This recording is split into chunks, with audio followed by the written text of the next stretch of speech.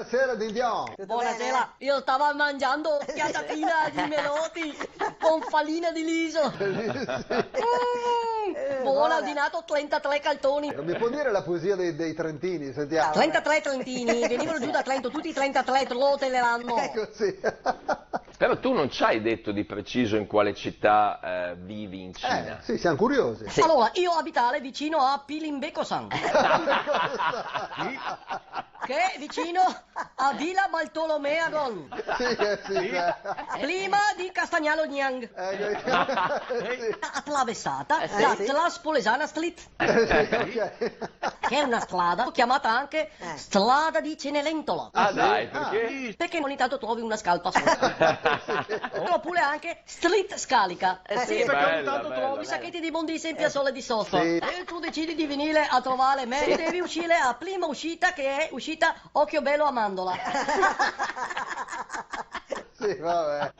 Sì. Salutiamo gli abitanti di Occhio Bello Mandola.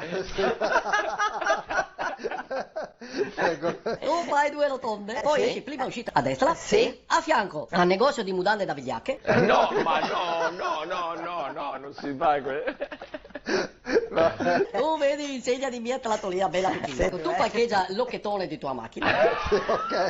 Ma perché, scusi? Sei dentro a mangiare un boccone. Guarda che ti aspetto, Giuseppe. Hai fatto cacche, Giuseppe. Ma no, Devi fare bene cacche, Giuseppe. Se no ti viene stomaco duro, Lisio. Io guarda sempre col de ponte che faccio lisate glasse. Come quando da piccinino tua mamma ti faceva gattalisole sotto le ascelle. Quando mia madre faceva gattalisole sotto le sene.